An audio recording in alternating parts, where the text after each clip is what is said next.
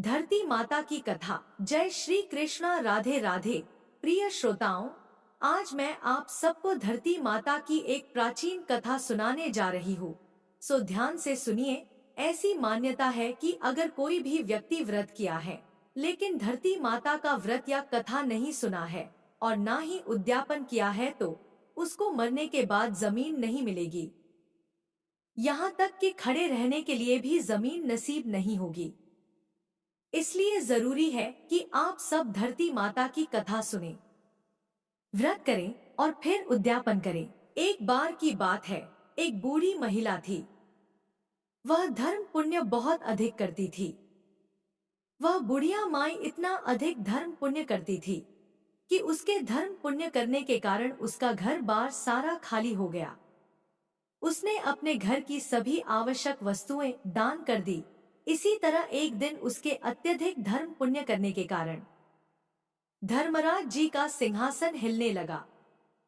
तब धर्मराज जी कहने लगे कि ऐसा कौन दानी हो गया है जिसने धर्म पुण्य करके मेरे सिंहासन को हिला दिया है। इसके तत्पश्चात धर्मराज जी कहने लगे कि अगर यह दानी इसी प्रकार दान पुण्य करता रहेगा तो यह मेरे सिंहासन को छीन लेगा। उन्होंने अपने दूत से कहा कि तुम जाकर इस दानी का पता लगाओ। और फिर क्या था, धर्मराज जी ने इस कार्य के लिए यमराज को भेज दिया। यमराज ने दानी का पता लगाते हुए धरती पर आकर एक कोढ़ी व्यक्ति का रूप धारण कर लिया और फिर वह कोढ़ी रूप धारण करके उसी गांव में आ गए जहां वह बुढ़िया रहती थी। वह कोढ़ी सारे दिन गांव में कपड़ा मांगते हुए घूमता रहा, लेकिन किसी ने भी उसे तन ढकने के लिए कपड़ा नहीं दिया। सर्दियों का समय था और बहुत तेज ठंड पड़ रही थी। वह कोढ़ी फटे पुराने भेष में घूमते हुए सभी के घरों के सामने से गुजरते हुए आवाज लगाता हुआ जा रहा था कि कोई मुझे कपड़ा दे दो, कोई मुझे कपड़ा दे दो, तन ढकने के लिए कोई मुझे कपड़ा दे दो। लेकिन किसी ने भी उसकी इस आवाज की, उसकी इस बात की परवाह नहीं की। सारा दिन वह कोढ़ी गांव भर में यह कहता हुआ घूमता रहा। अब रात का समय हो गया था कि तभी उस बुढ़िया को यह आवाज सुनाई पड़ी। तब वह अपनी बहू से कहने लगी कि बहू उठो और जाकर देखो कि बाहर कौन है। मुझे यह किसी मंगते भिखारी की आवाज लगती है। उसे सर्दी लग रही होगी शायद। तुम बाहर जाकर देखो और उससे पूछो कि उसे क्या चाहिए। तब वे अपनी सास की बात सुनकर कहने लगी, माँ जी, अपने द्वार पर तो कोई ना कोई आता ही रहता है मांगने के लिए। ना आप दिन में चैन लेती हैं और ना ही हमें रात में सोने देती हैं। रात के 12 बज गए हैं। अब इस समय हम बाहर नहीं जाएंगे। आपको तो नींद आती नहीं है और हमें आप सोने नहीं देती। और इस प्रकार कहकर बड़ी 3 बहुओं ने बाहर जाने के लिए मना कर दिया। परंतु चौथे नंबर की बहू कहने लगी कि माँ, आप निश्चिंत रहिए, मैं जाकर पता लगाती हूँ कि बाहर कौन आया है। और फिर वह बहू बाहर आकर देखती है कि बाहर एक कोढ़ी बैठा है। तब वह बहू उस कोढ़ी से पूछती है कि बाबा, आपको क्या चाहिए। तो वह कोढ़ी रूप धारण किए हुए यमराज कहने लगे कि मैं कोढ़ी हूँ, मुझे सर्दी लग रही है, आप ओढ़ने के लिए कोई वस्त्र दे दीजिए। बहू उसकी सब बात सुनकर घर के भीतर चली गई और अंदर जाकर उसने सारी बात अपनी सास से बता दी। बहू की सारी बात सुनकर बुढ़िया माई बोली, बहू, तेरे पिताजी के ऊपर जो कंबल है वह कंबल ले जाकर उस कोढ़ी को दे दो। यह बात सुनकर बहू कहने लगी कि नहीं माँ, अगर ऐसा किया तो पिताजी ठंड से मर जाएंगे। बुढ़िया माई फिर बहू से बोली कि मेरे ऊपर जो गुदड़ी है यह तेरे पिताजी पर डाल दे और उनका कंबल उतार कर उस जरूरतमंद भिखारी को दे दे। हम तो फिर भी घर के भीतर हैं, दरवाजे बंद करके बैठे हैं, उसके पास तो कुछ भी नहीं है। इस एक कंबल को ओढ़ने से उसका सर्दी से कुछ तो बचाव होगा। तत्पश्चात वह बहू अपनी सास की बात को मानते हुए कंबल को लेकर गई और बाहर द्वार पर बैठे उस भिखारी कोढ़ी को दे दिया। वह भिखारी उस कंबल को लेकर वहां से चला गया। इसके बाद कोढ़िया भिखारी वेश बनाए हुए यमराज अपने वास्तविक रूप में आकर धर्मराज जी के पास जाकर कहने लगे कि महाराज, यह लो कंबल। गांव के बाहरी हिस्से में एक बुढ़िया माई रहती है और वह बहुत अधिक दान पुण्य करती है। उसके घर में यह मात्र एक कंबल ही बचा था और वह भी उसने मुझे दे दिया। उसने नई और पुरानी सभी चीजों का दान कर दिया है। उसके घर में दान के लिए अब कुछ भी शेष नहीं बचा है। यह सब बात सुनकर धर्मराज जी कहने लगे कि अब वह बुढ़िया माई अवश्य ही मेरा सिंहासन ले लेगी। और फिर धर्मराज जी दूत से बोले कि तुम जाओ और उस बुढ़िया माई को यहाँ लेकर आओ। दूत धर्मराज जी की आज्ञा का पालन करते हुए उस बुढ़िया माई को लेने के लिए धरती पर आए और उसे साथ लेकर चले गए। बुढ़िया ने वहां पहुंचकर जैसे ही पहला कदम उठाया रखने के लिए, तो नीचे पानी था। उसे पैर रखने के लिए धरती तक नहीं मिली। यह सब देख बुढ़िया माई अचंभित रह गई और जहां बुढ़िया माई खड़ी थी वहीं रह गई और फिर मन में विचार करती हुई भगवान से कहने लगी कि हे भगवान, यह क्या है? अब मेरा क्या होगा? और फिर बुढ़िया माई कहने लगी कि महाराज, मेरे पैरों के नीचे धरती नहीं है। मुझे धरती चाहिए, मुझे धरती दो आप। तब भगवान बोले कि धरती तो बुढ़िया माई तूने मोल नहीं ली, मैं तुझे कहां से धरती लाकर दूं? यह बात सुनकर बुढ़िया माई गुस्से के स्वर में कहने लगी कि जब मुझे खड़े रहने के लिए और चलने के लिए धरती ही नहीं मिलेंगी तो मुझे आप यहाँ लाए ही क्यों हैं? तब धर्मराज जी कहने लगे कि धरती तो जो मोल लेता है उसे ही यहाँ धरती मिलती है। तब बुढ़िया माई विनम्र भाव से कहने लगी कि महाराज, मैं यह सब नहीं जानती थी। धरती मोल किस प्रकार लेते हैं? आप मुझे यह सब बताइए। बिना धरती के मैं यहाँ कैसे रहूंगी? यहाँ स्वर्ग लोक में मेरा क्या काम? मुझे अब धरती मोल लेने की सब विधि बताइए और मुझे मृतलोक में वापस भेज दीजिए। मैं धरती मोल लेकर ही आपके दूतों के साथ वापस आ जाऊंगी। यदि मेरे बेटे बहू ने मेरी काया को जला दिया तो फिर मेरे लिए धरती मोल कौन लेगा और कौन धरती माँ की कहानी सुनेगा? फिर मैं तो धरती मोल नहीं ले सकूंगी और ना ही इस स्वर्ग का आनंद उठा पाऊंगी। तत्पश्चात धर्मराज जी बुढ़िया माई के धर्म पुण्य को मन में विचार करते हुए बुढ़िया माई से बोले कि बुढ़िया माई, ठीक है, तू जा। और फिर यह कहकर धर्मराज जी ने अपने बुढ़िया माई को अपने दूतों के साथ धरती पर भेज दिया। उधर बुढ़िया माई रात में ही मर गई थी। जब सुबह हुई तो बेटे और बहू ने उसके अंतिम संस्कार की तैयारी करने लगे। जब सभी तैयारियां हो गई तब उसके बेटों ने अर्थी को उठाया और लेकर चले गए। अभी वह अर्थी के साथ आधे रास्ते में ही पहुंचे थे कि तभी वह बुढ़िया माई कहने लगी कि बेटा, तुम मुझे कहाँ लेकर जा रहे हो? तब उसका बड़ा बेटा कहने लगा कि माँ, इतनी जल्दी तो भूतनी कैसे बन गई? तब बूढ़िया माई कहने लगी कि नहीं बेटा, मैं तेरी माँ हूँ। मैं 7 दिन के लिए यहाँ आई हूँ। 8वें दिन मैं यहाँ से वापस चली जाऊंगी। मुझे धर्मराज जी ने यहाँ भेजा है। धर्म पुण्य तो मैंने बहुत किए, लेकिन धरती माता की मैंने कभी कहानी नहीं सुनी। मैंने धरती मोल नहीं ली, इसलिए मुझे वहाँ धरती नहीं मिली। जहाँ भी मैं पैर रखूं वहाँ पानी ही पानी था। मेरे प्रार्थना करने पर धर्मराज जी ने मुझे यहाँ धरती माता की 7 दिन कहानी सुनने के लिए भेजा है। बेटा, ब्राह्मण को बुलाकर आज के दिन से ही मुझे धरती माता की कहानी सुनाना शुरू कर दो। 7 दिन कहानी सुनकर उद्यापन करके 8वें दिन मैं वापस वहीं चली जाऊंगी और फिर दोबारा लौटकर कभी नहीं आऊंगी।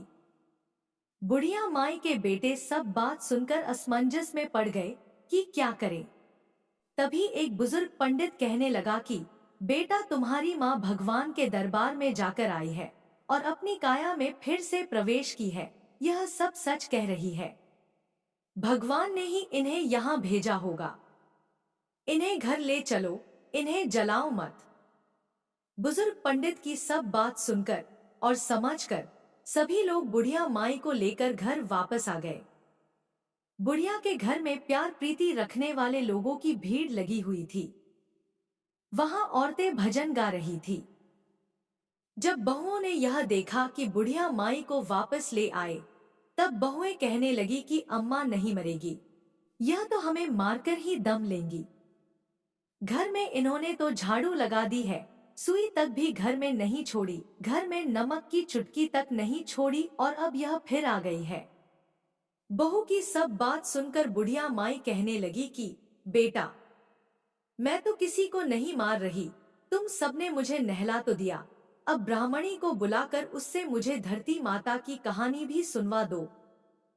7 दिन मैं ये कहानी सुनूंगी और आगे मुझे धरती मिल जाएगी तो बेटा फिर से मैं यहाँ वापस नहीं आऊंगी। और फिर उसके बेटा बहू ने 6 दिन तक बुढ़िया माई को लगातार ब्राह्मणी को घर में बुलवाकर उसे कहानी सुनाई।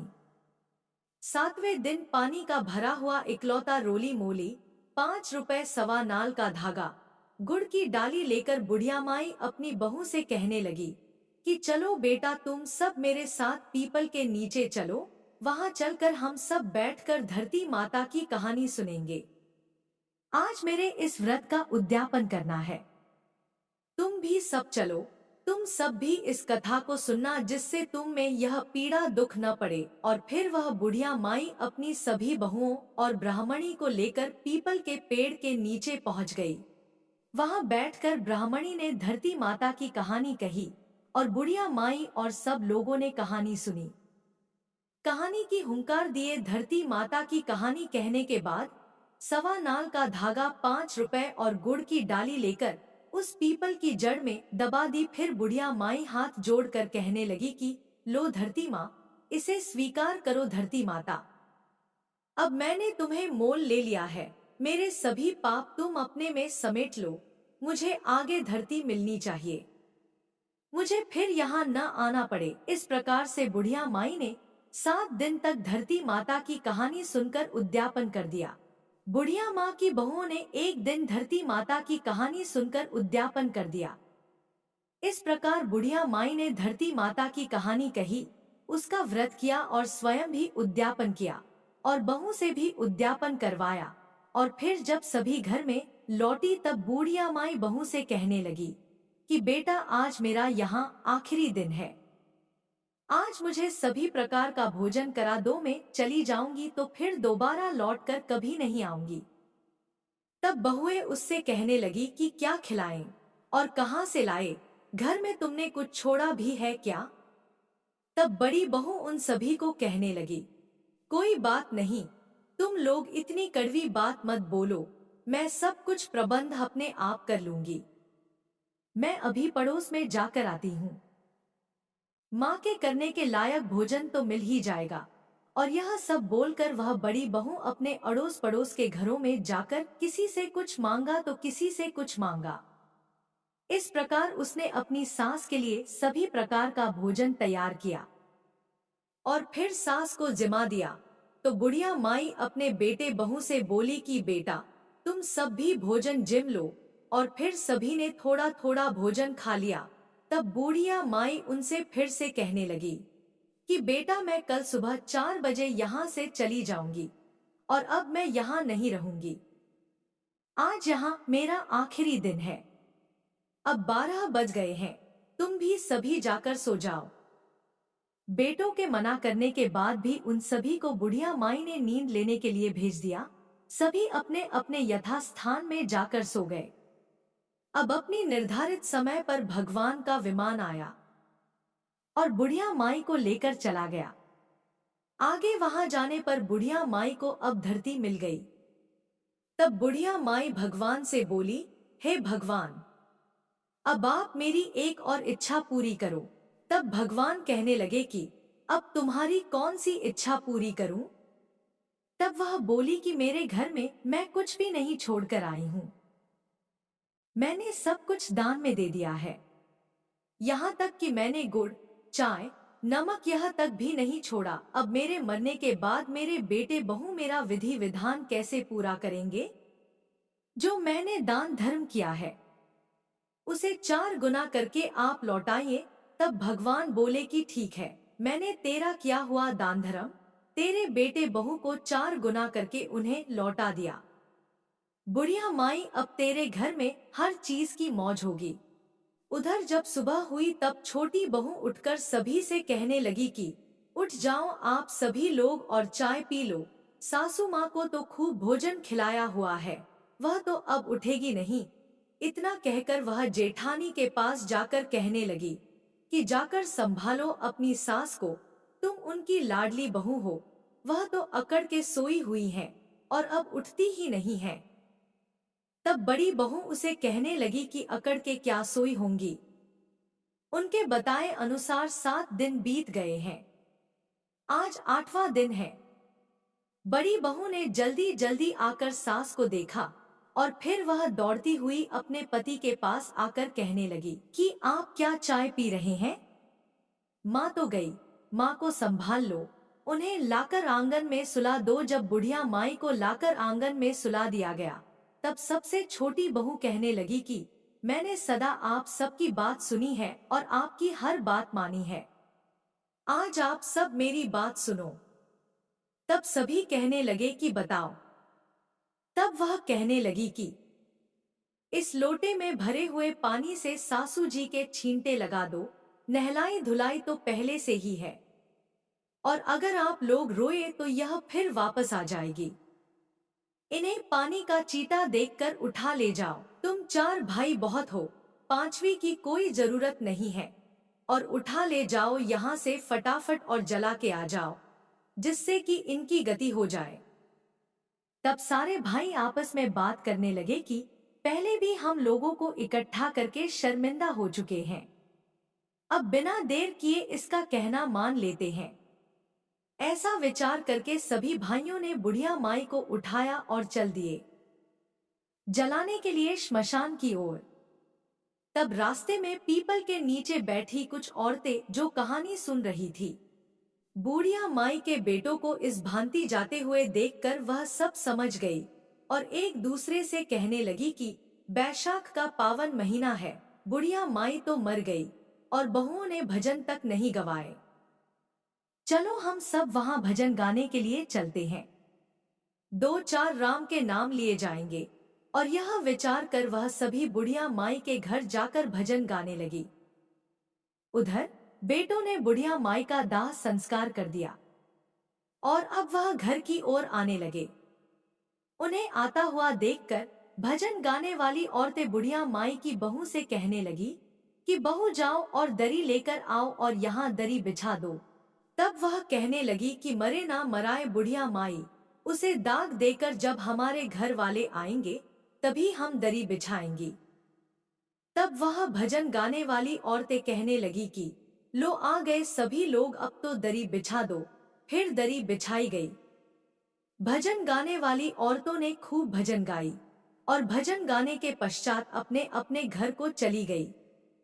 अब दरी पर बैठे हुए बुढ़िया माई के बेटे एक दूसरे के मुंह को ताकने लगे और कहने लगे कि अब क्या करें, क्या नहीं करें, कहां से चाय पानी का प्रबंध करें।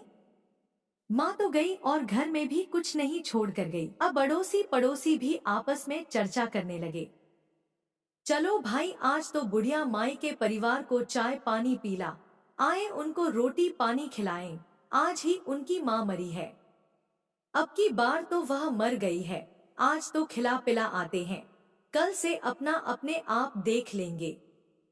तब उनमें से एक आदमी बोला कि ठीक है, आज मैं जाता हूँ, उनके घर उन्हें चाय देकर आता हूँ और उनका हाल चाल भी पूछ कर आऊंगा। और फिर उस पड़ोसी ने अपनी घरवाली से चाय बनवाई और फिर चाय को लेकर वह बुढ़िया माई के घर की ओर चल पड़ा। उधर बुढ़िया माई के बेटे की बड़ी बहू अपने परिवारजनों को चिंता मगन देखकर घर के भीतर गई और फिर जैसे ही उसने बुढ़िया माई की संदूक को खोला तो उसमें नोटों की गड्डियों को देखकर वह दंग रह गई। रसोई में गई तो वहां आटे के बोरे, गुड़, खांड के कट्टे भरे हुए मिले, उसे नमक, मिर्च, सब मसाले, सब सब्जियां मिले। रसोई सब सामग्रियों से युक्त थी। यह देखकर वह बहुत खुश हुई और सोचने लगी कि माँ अपने बेटों और पोतों के लिए बहुत दान धर्म करती थी। अपने घर में तो वह धन माँ वापस देकर गई है। यह सोचकर वह खुशी खुशी बाहर आई और अपने पति से बोली कि आप एक बार अंदर आइए। तब उसका पति कहने लगा कि अभी अभी तो माँ को दाग देकर आए हैं, किसी के घर कैसे जाए, किसी से क्या मांगे और क्या करें। थोड़ी देर तो शांति रखो।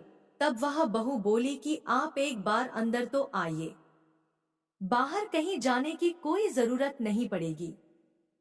यह सुनकर वह अंदर गया और अपनी पत्नी के कहे अनुसार उसने संदूक को खोलकर देखा, तो उसने देखा कि माँ की संदूक में तो नोटों की गड्डियां भरी हुई हैं। फिर वह बोली कि अब रसोई में चलिए। फिर वह रसोई में गया तो वहां पूर्ण सामग्री भरी हुई थी। रसोई को देखकर अपनी पत्नी से कहने लगा कि माँ तो हमें बहुत अधिक धन देकर गई है। और फिर वह दोनों बाहर आए और दरी पर बैठ गए। फिर थोड़ी देर के बाद बड़ी बहू अपनी देवरानियों से कहने लगी कि उठो और चूल्हे पर चाय चढ़ाओ, चावल चढ़ाओ, रोटी और सब्जी बनाओ, कांधियों को जिमाओ, हमारे घर में सब कुछ है, तुम अंदर जाओ और जाकर सब प्रबंध करो। यह सुनकर सभी बहुएं अपने अपने कमरों में गई। सभी ने अपने अपने संदूक खोले। बड़ी बहू के संदूक में चौगुना धन मिला, बाकी सबके संदूक में थोड़ा थोड़ा, और सबसे छोटी बहू का जैसा था वैसा ही रह गया, क्योंकि उसने बुढ़िया माई की कभी सेवा तो की नहीं थी। जब वह पड़ोसी चाय तैयार करके उनके घर में पहुंचा तो वह देखता है कि चूल्हे में आग जल रही है। कहीं सब्जी, कहीं चाय, कहीं रोटी तो कहीं दाल पक रही है। यह देखकर पड़ोसी विचार मगन हो गया और सोचने लगा कि इनका तो सब काम बड़े अच्छे से चल रहा है। ऐसा मन में विचार करता हुआ वह पड़ोसी बुढ़िया माई के बेटों से कहने लगा कि चाय लेकर आया हूँ, आप सब चाय पी लीजिए। तब बुढ़िया माई का बेटा बोला कि ठीक है, चाय तो दे दो, परंतु रोटी मत लाना, हमारे लिए रोटी हमारे घर में हम अपने आप बना लेंगे। हमारी माँ हमें सब कुछ देकर गई है, उसने हमारे लिए ही दान पुण्य किया था, वह हमें सब देकर गई है। हे धरती माता, जैसे आपने बुढ़िया माई का अगला और पिछला सुधार किया, वैसे ही सबका सुधार करना। जैसे बुढ़िया माई को धरती मिली, वैसे ही धरती माता सबको मिले। प्रिय श्रोताओं, अगर आपको यह कथा पसंद आई हो तो प्लीज चैनल को सब्सक्राइब और वीडियो को लाइक करिए। धन्यवाद।